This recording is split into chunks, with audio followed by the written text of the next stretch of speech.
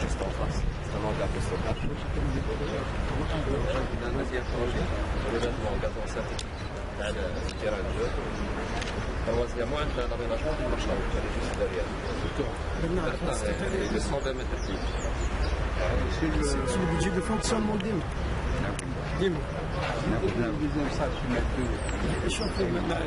La salle, الهانغار هذا اللي درتو كان عندي ماغازان جو في لو ديلوكاليزي من هنا نجيبو هنا وندير لا دوزيام سال او نيفو دو ديرها ونعاونو ان شاء الله. D'accord.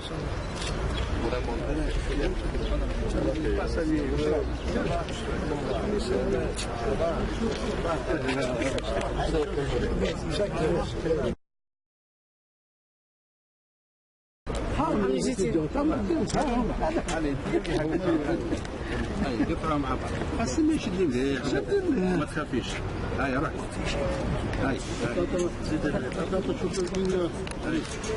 زيدي زيدي من هنا زيدي من ايوه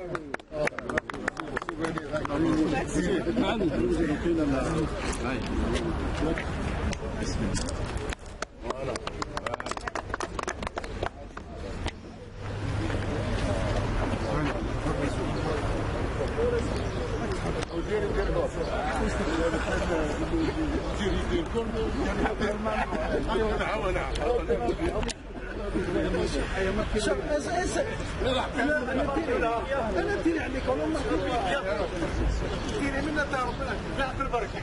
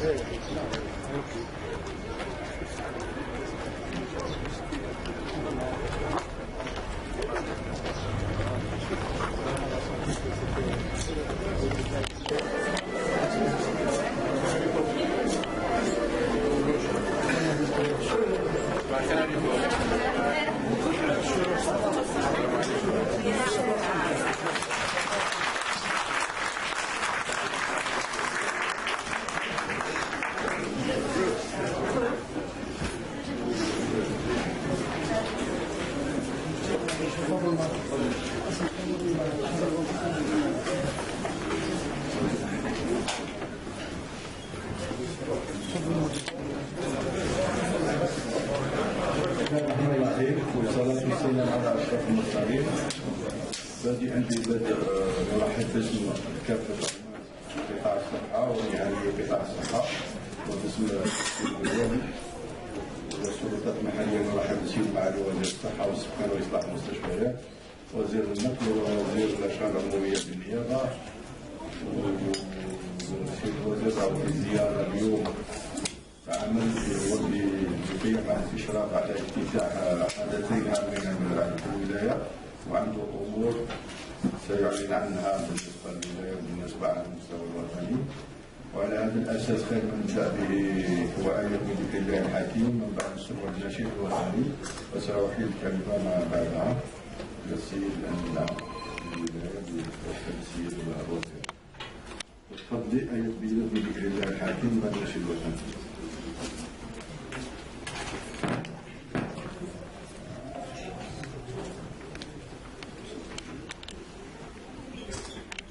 أعوذ بالله من الشيطان الرجيم. بسم الله الرحمن الرحيم.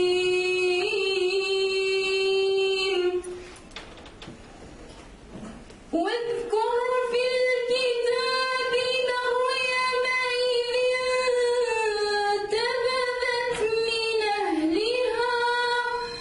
إذ انتبذت من أهلها مكانا شرقيا فاتخذت من دونهم حجابا فأرسلنا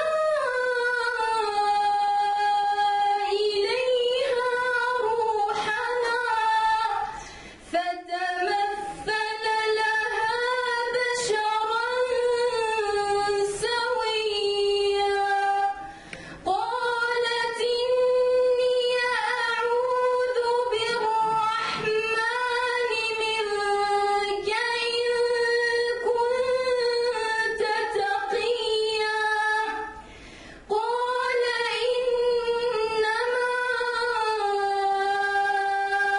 أنا رسول ربك ليهب لك غلاما زكيا قالت أنى يكون لي غلام ولم يمسسني بشر ولم أك بغيا قال كذلك قال ربك هو علي هين ولنجعله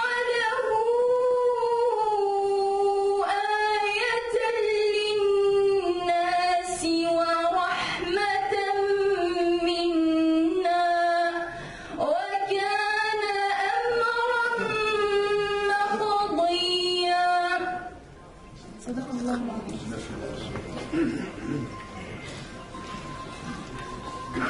نستمع الآن إلى السلام الوطني.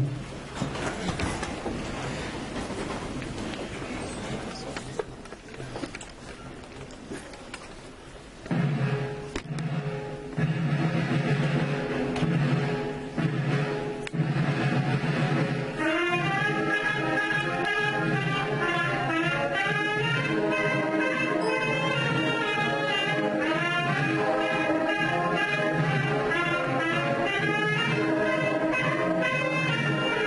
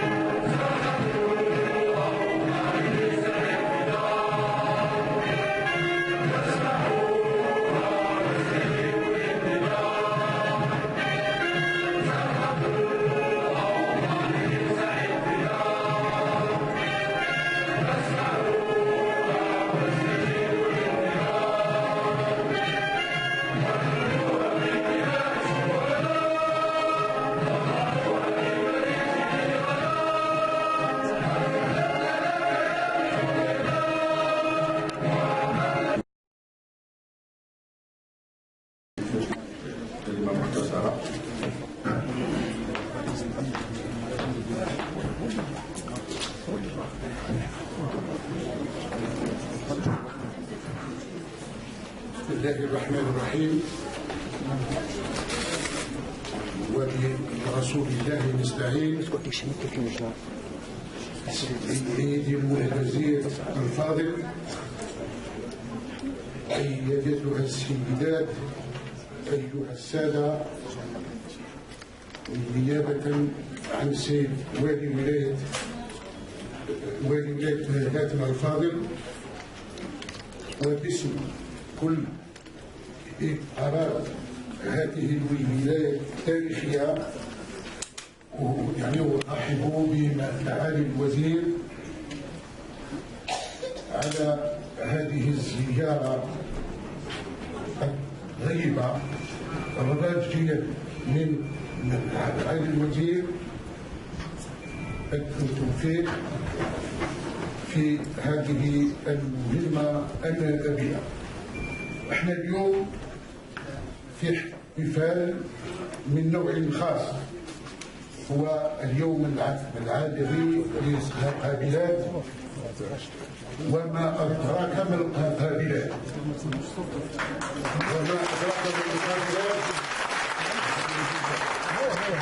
أنا نقول بهذه المناسبة أن القابلة هي العنصر الهام في المجتمع، ومش اليوم، وهذا عنده ماضي وله تاريخ.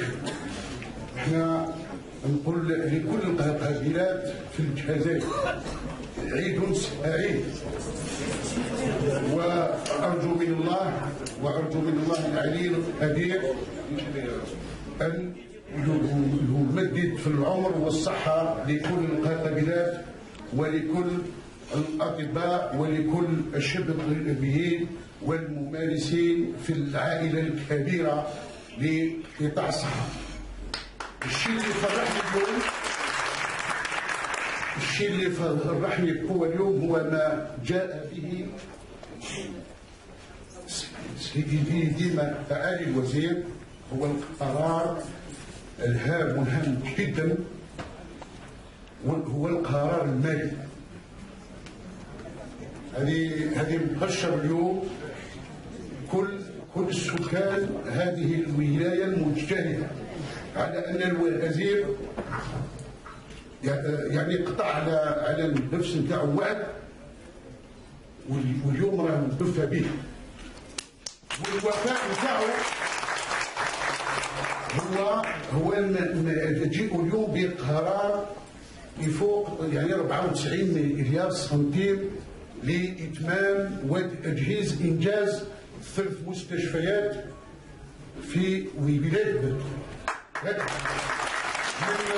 من يعني مستشفى كوت وثنية العبد ويعني مستشفى راس العيون. احنا نحييه من هذا المنبر ونكن له كل الاحترام على الوفاء بالوقت،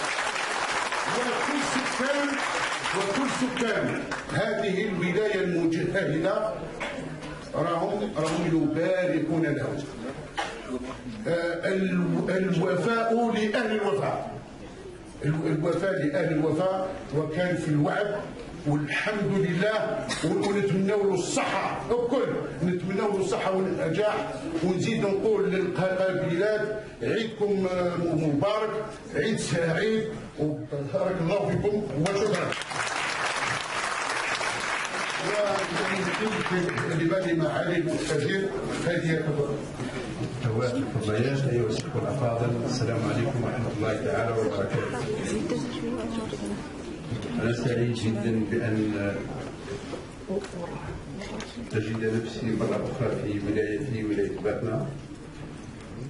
جئت اليوم لأشارك الأخوات القبيلات في هذا اليوم العالمي تاعهم، وجئت أيضا لأشارك الإخوة الممرضين في يومهم هذا، اليوم اللي خاص اللي تحتضنوا هذا النشاط اللي تحتضنوا ولاية بلدنا. اغتنمت هذه الفرصة باش نجي الولاية، وكنت قد وعدت السكان في الأيام اللي فاتت بأنني لاني ندير مجهود كبير لاننا نسوي بعض الوضعيات اللي كانت عالقه فيما يخص قطاع الصحه. وفقنا ربي الحمد لله. كان هناك طلبات كبيره فيما يخص القطاع. الزياره الاخيره لدوله الوزير الاول سعد الملك سلال نظن كانت زياره موفقه جدا لصالح الولايه في باب التنميه. نظن بانه كما تعلمون وافق على تسجيل دراسه المستشفى الجامعي كما لا باكم بها الكل. لكن اليوم جيت باش نقول بانه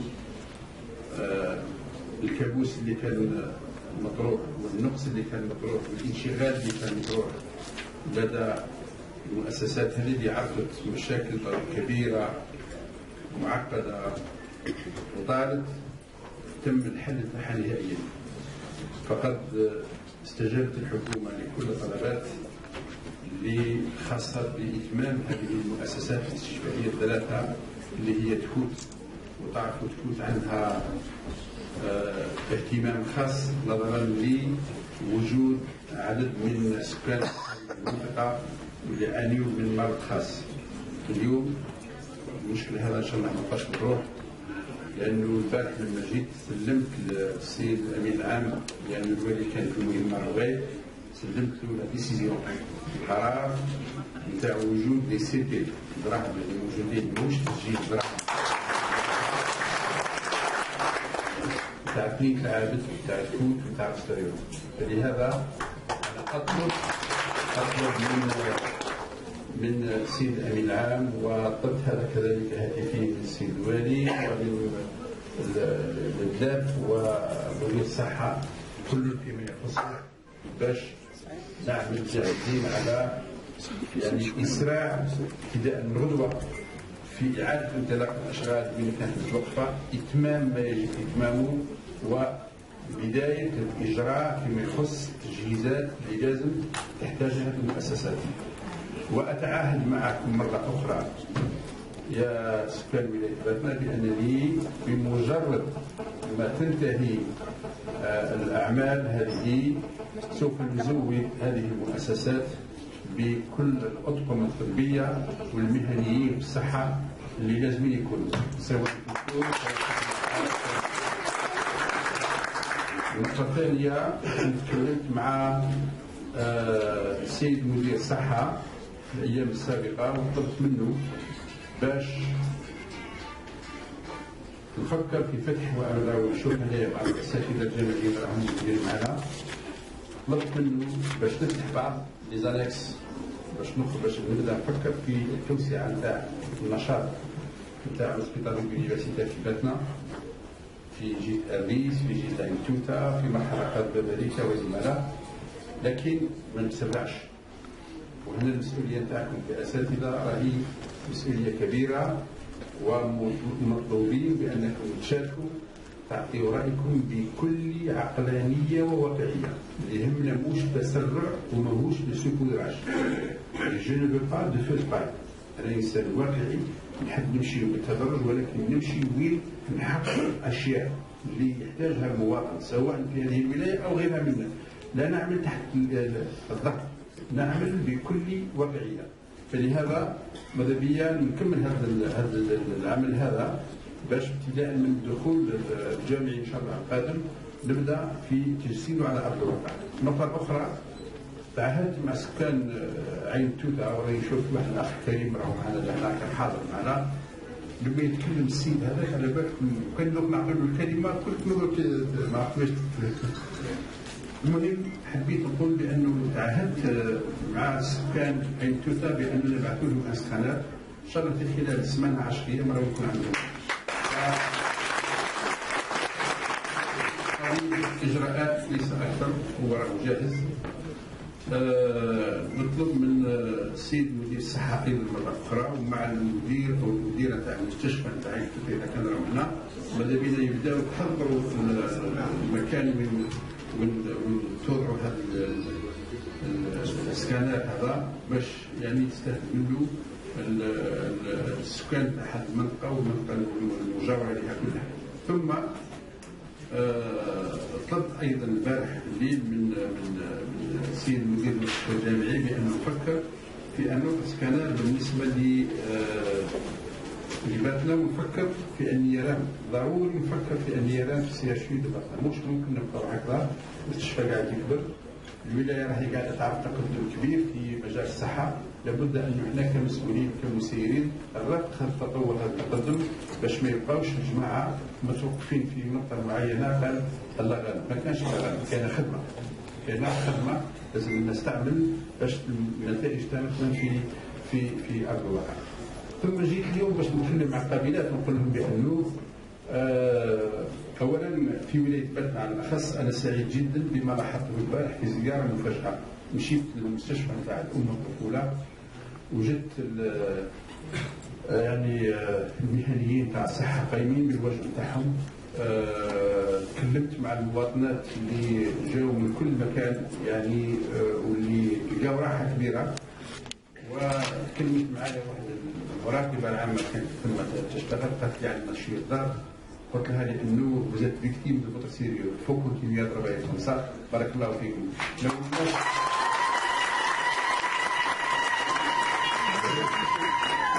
لو الناس ما اتسموش فيكم الخير وما لقاوش فيكم الخير وما لقاوش عندكم الراحه، ما كانوش يقطعوا هذه المسافات ويجيو لكم من هذا الجهات الى هذه المؤسسه الاستشفائيه. فهنيئا لكنا.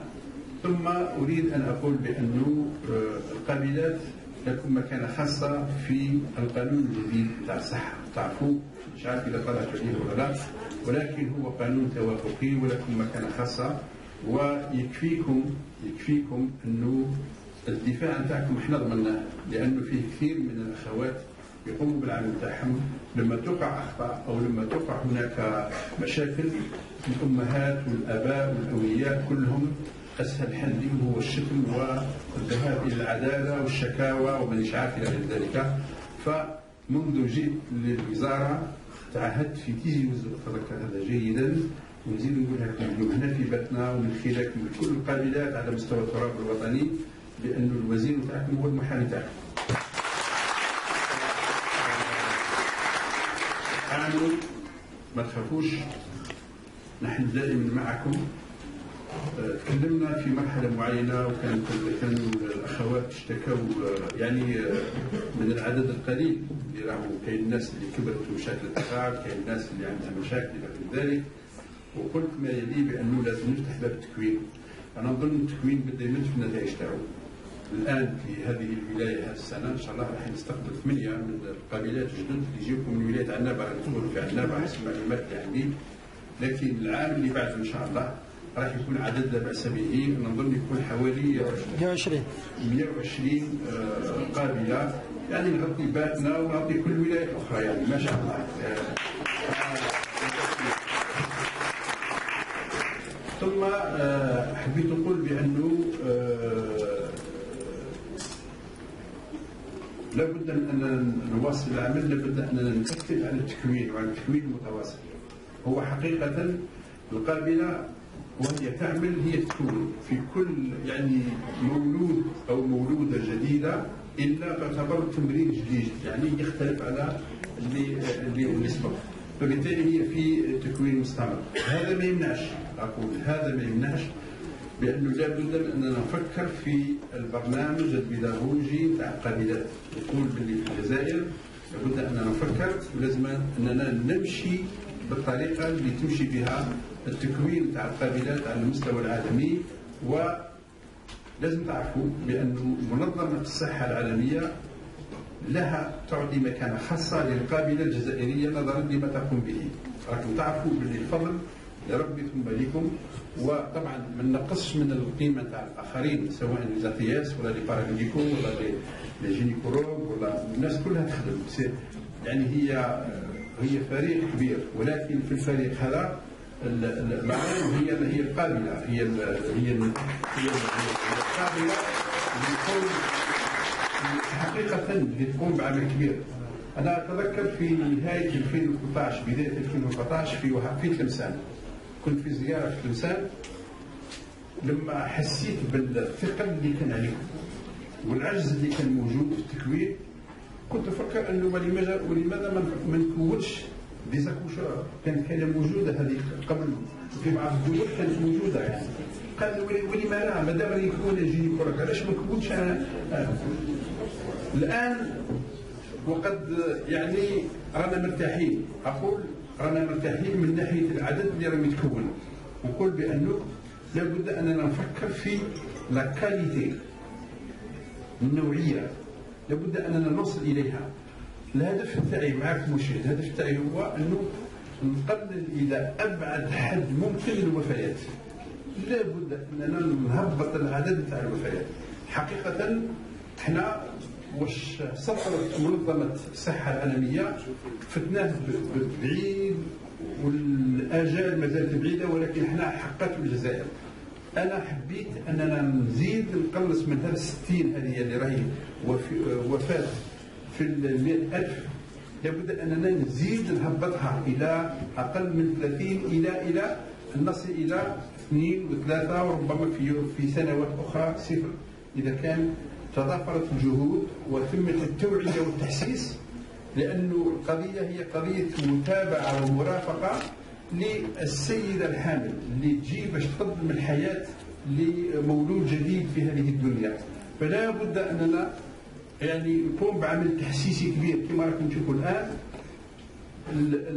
الوقايه في الجزائر راح يكون عندها مكانه خاصه كبيره جدا جدا جدا، برنامج قوي جدا بتدعيم من الدوله باش يعني المنظومه الصحيه تاعنا تكون منظومه مبنيه على ركيزه قويه. لانه اي نظام صحي في العالم، اي نظام صحي في العالم قوي هو النظام اللي عنده الوقايه تاعو او المنظومه الوقائيه تاعو منظومه قويه. يعني المواطنين عندهم فضاءات قويه في الثقافه الصحيه. الثقافه الصحيه هذا كلام نتكلم عليه كثيرا. الان عندنا فضائيات كبيره في الجزائر، عدد كبير منها الناس تسمع لها. لو الاخوان والاخوات اللي يشرفوا عليهم يعطيوا هذا الحق، لكن يعطيوه ببيداغوجيا مدروسه. يعني فيه سوسيولوجيا تاع المجتمع تاع كل منطقه مدروسه باش نوصلوا اننا نمس الفكر تاع المواطنين والمواطنين تاعنا في هذه المناطق. بالتاكيد الامور تاعنا حتتغير. اعطيكم مثال. المجتمع تاعنا منذ ايام قبل ايام قمنا بعمليه تلقيح، وهي عمليه عاديه جدا في الاوساط تاع التلاميذ. وين صرات؟ قولوا لي وين صرات بالله عليكم انه يجيو ناس مشوشين، جيتيديان مشوشين. لانه باش تعرفوا، وانا نقولها اليوم باش الناس تعرف هذا، قلتها ونزيد نقولها. المفروض الجزائر 2018 منظمه الصحه العالميه تعطينا شهاده باللي الجزائر تخلصت من هذا الامراض هذه نهائيا.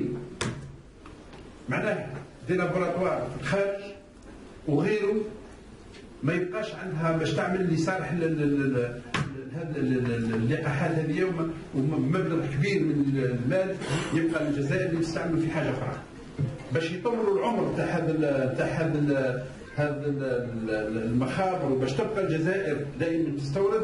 قال اي ندير لهم دعايه. انا نقول لكم باللي الدستور ينص بانه سي اون اوبليغاسيون لو فاكسان.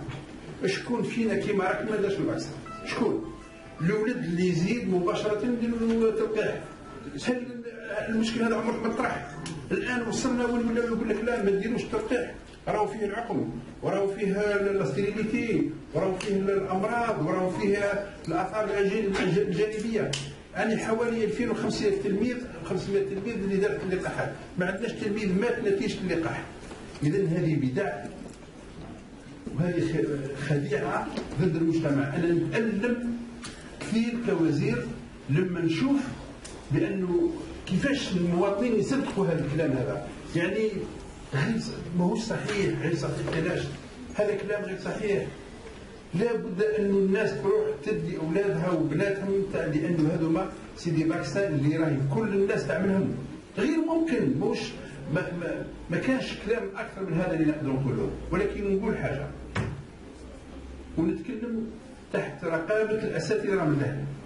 وتحت رقابه المختصين، بان الانسان اللي ما يعملش التلقيح نتاعو في هذا الظرف النتائج نتاعو راح تكون وخيمه بعد 15 20 سنه. بعد ما يكبر هذا الولد او هذا البنت ويتزوج، الاولاد نتاعهم يا جماعه راح يكون عندنا نتائج وخيمه، ووقتها ما يضروا الى نفسهم. انا ما نقدرش نبعث بوليسي لكل تلميذ ولا جدارمي لكل تلميذ نقول له جيب الاولاد ويدير له الفاكسان. هذا عمل تقوم به الدوله حضاري. البارح نتكلم مع اخوان في الولايه، قلت لهم بعض الدول ما قدرتش وما تقدرش تشري لقاح واحد لاولادها او بناتها. كيفاش يا عجب احنا في الجزائر الدوله تشريه بكم من مليون من الدراهم، مكلف الخزينه بالرغم من الازمه والظروف الصعبه. يجي واحد من هناك يقول لا ماذا بكم تقولوا لنا باللي كذا وحبسوا كذا والدنيا.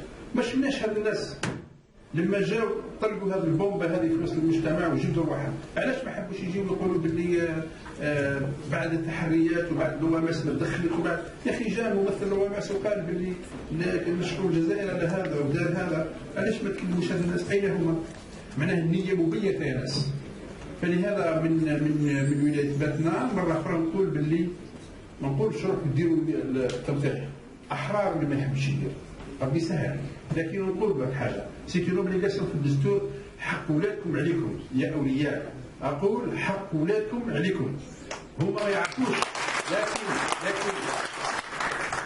لكن نهار ما يكبر يقول لك يا بابا ولا يا امي علاش ما عملتليش التلقيح؟ لان الدوله جابته بلاش، في حين أن الدول تموت أولادهم وكذا. شفتوا غير واش صرا في السنوات الأخيرة، هذا الإيبولا وهذا المشاكل وهذا الدنيا وكذا، واش كلفت الخزائن واش كذا. شنو النتيجة يا جماعة؟ النتيجة لأنه الناس ما عندهاش، الناس حتى الماء الشرب ما كانش، الأكل، المستوى المعيشي، لا في كوتيديان، الحياة اليومية للمواطنين شيء يعني يندى له الجبين كما يقول. ولهذا انا نقول بانه لابد من ان الثقافه الصحيه تكون موجوده بقوه، واللي يقودها هما المختصين. كل واحد يقوم بالواجب تاعو، كل واحد اللي خاطيه ماذا بينا ما يتدخلش، اللي خاطيه الشيء هذا ما يتدخلش فيه. نقول مره اخرى باللي انا سعيد جدا بوجودي في ولايتي، في ولايه باتنا. كل التحيه أقول بأنني سأعود إلى الولاية، عدت وسأعود مرة أخرى إن شاء الله لتدشين هذه المؤسسات. السيد مدير الصحة، السيد الأمين العام، من إن شاء الله تتضافر الجهود. ما بقاتش خدمة كبيرة، إذا كان تمشيوا معنا باسمكم نتعهد أمام المواطنين ومن خلال كل هذا المواطنين إلى سكان الولاية بأن نهاية السنة نجيو نشتروا هذه المستشفيات اللي بالتأكيد راح تكون بالفائدة على السكان تاعنا في هذه الولاية. مرة أخرى شكرا على كرم الإصرار، إن شاء الله ما نطولش عليكم، ونبقى دائما تحت النظر في الاستماع لكل شيء يتعلق بالصحة وغير الصحة، كل ما يتعلق بالحياة اليومية للمواطن تاعنا في هذه الولاية العزيزة علينا جدا. شكرا لكم، السلام عليكم ورحمة الله.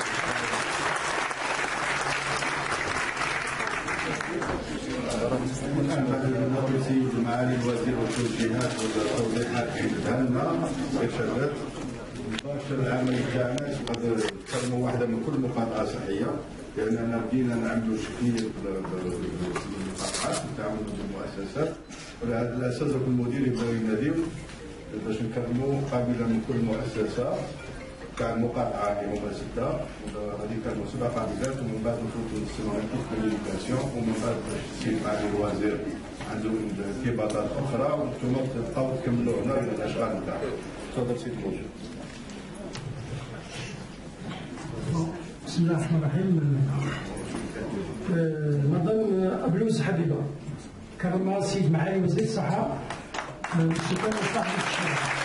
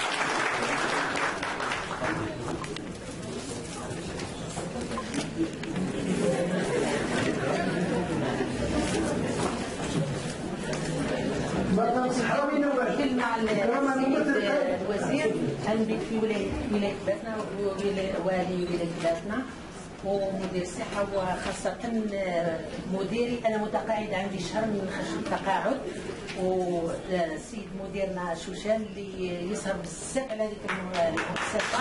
غادي نشوفوا الكوميسار بوعروج اللي يسهر ثاني ويدير واحد العمليات المعقدة واللي نحاولوا نعملوا.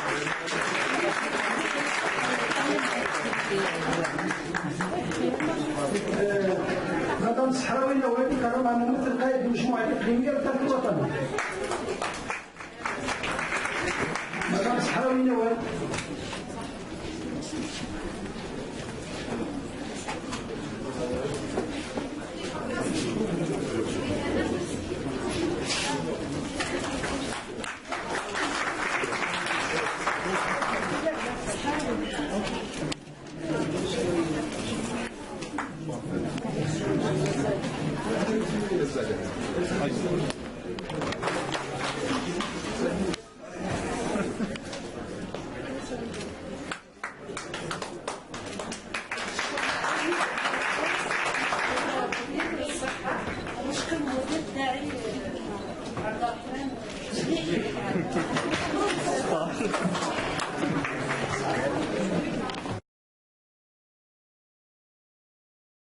de la santé de la population et de la réforme hospitalière, Monsieur le Wali de Batna, Monsieur le Président de l'Assemblée populaire de la Wilaya, Monsieur le Directeur de la santé de la population, Monsieur le Directeur de l'Institut, honorable assistance, qu'il me soit permis en cette journée de la sage-femme d'adresser mes sincères salutations à toutes les sages-femmes ici présentes,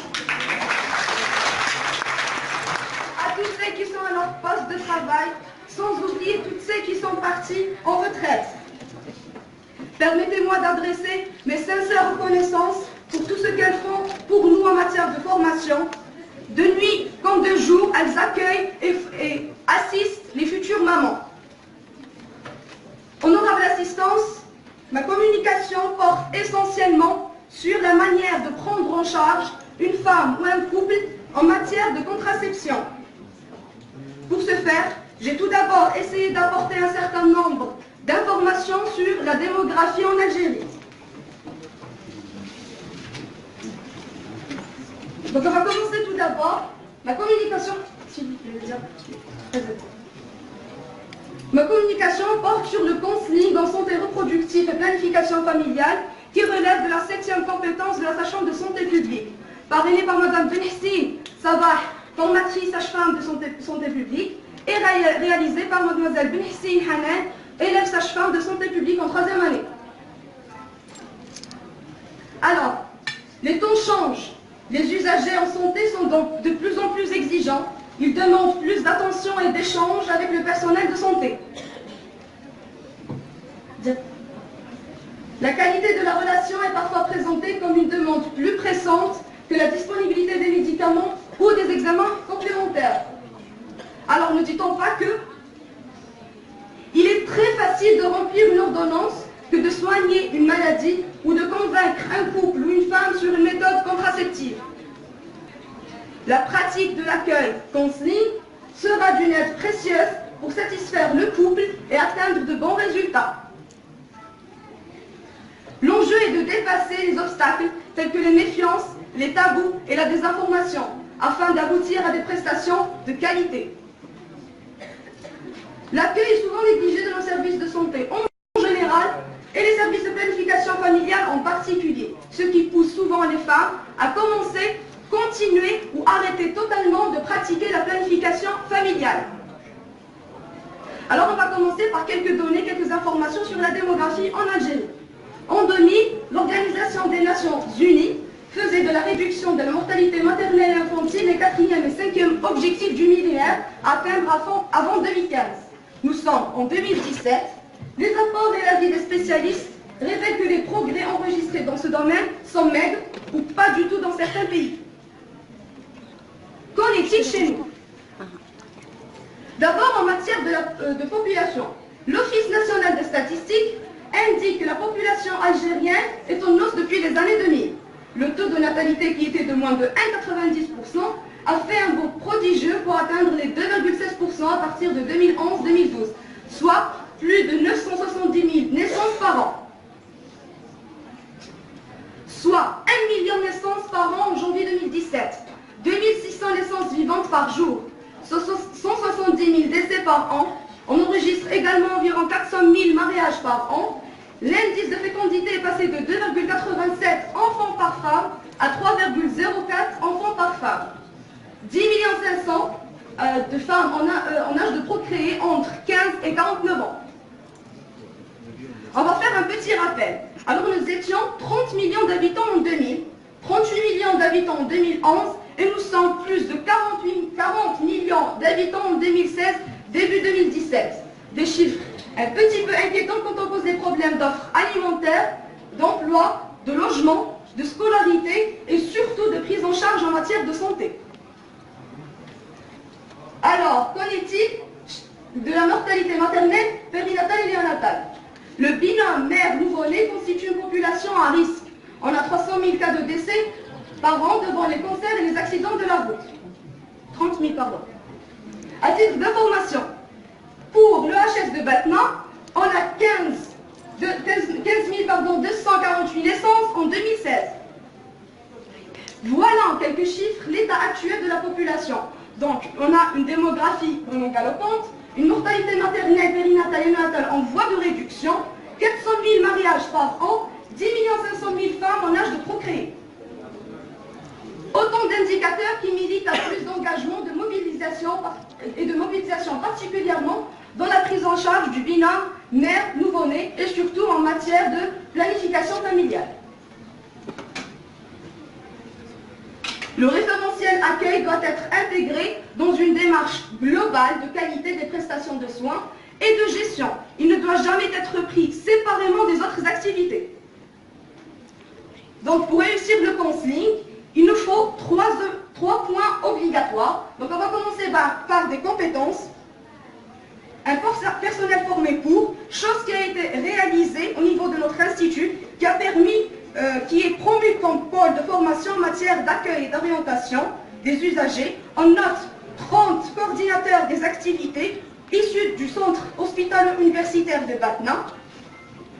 On a fait un programme qui comporte 4 volets. Le premier, c'est l'accueil et l'orientation. Le deuxième, c'est une communication. Le troisième, c'est la relation soignant-soigné. Et la quatrième, c'est l'éthique et déontologie. Les 2 premiers volets ont été réalisés le 14 et 15 mars 2017. Et les 2 derniers ont été réalisés le 27 et le 28 mars 2017. Donc un personnel aussi possédant des connaissances dans ce domaine. La deuxième obligation, c'est des moyens et des structures. Une salle conçue pour l'accueil, salle spacieuse, des fauteuils, une table, petit réfrigérateur, des affiches, des fleurs, des dépliants, une bonne atmosphère. Troisièmement, donc des accueillants présentables, avec une tenue réglementaire, badge, des accueillants formés pour et ayant un sens de communication. En santé reproductive et planification familiale, le ministère de la Santé et de la Population et de la Réforme hospitalière a mis en place une méthode d'accueil et de suivi dans ce domaine intitulé le counseling. Alors, qu'est-ce que le counseling? On va commencer tout d'abord par une petite définition. Le terme counseling est un terme anglais qui se traduit littéralement en français par le conseil. C'est Carl Rogers, psychosociologue, qui a introduit ce concept dans sa pratique de psychothérapie interpersonnelle. Lui a donné un contenu qui comprend l'aide à la décision en établissant avec les clients une relation basée sur l'écoute et le respect de l'autre. Une définition maintenant selon l'OMS. Donc le counseling, c'est l'entretien de relations d'aide qui permet de s'exprimer sur elle-même, d'aborder un problème de santé ou un besoin ou difficulté, d'en mesurer et saisir les implications et arriver elle-même à prendre des décisions. Diapo s'il vous plaît. On a une autre définition selon la Fédération internationale de planification familiale. Le counseling en santé reproductive compte 6 étapes dénommées bercées que la sage-femme doit appliquer dans toute sa fonction. Donc, qu'est-ce que ça veut dire bercer? On a 6 lettres. On va commencer tout d'abord par le B. Donc, c'est l'accueil. C'est comment accueillir le couple de la femme. Le E, c'est comment être à l'écoute du couple et de la femme. Le R, c'est le renseignement, c'est l'information, c'est comment informer sur la méthode. Le C, c'est le choix, comment laisser le libre choix à la femme de choisir sa méthode. Le E, c'est comment expliquer. Et le R, c'est la captation, c'est le suivi de la femme.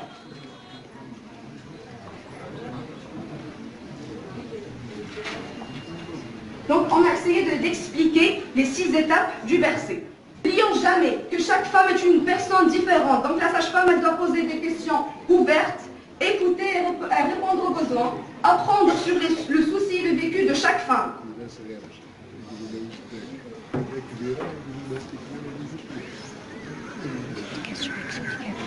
Donc, on a essayé d'expliquer chaque étape du bercé. Le critère de réussite sera la satisfaction et l'amélioration ou non de la qualité de vie de la femme et du couple, le contact permanent, le suivi et l'évaluation de l'indice de fécondité. Je vais clôturer ma communication par un petit appel. Ensemble, unis, pour rendre nos PMI et nos centres de planification familiale plus accueillants, ouvrons nos cœurs aux mamans, soyons les partenaires de la famille, en un mot plutôt, humanisons les naissances.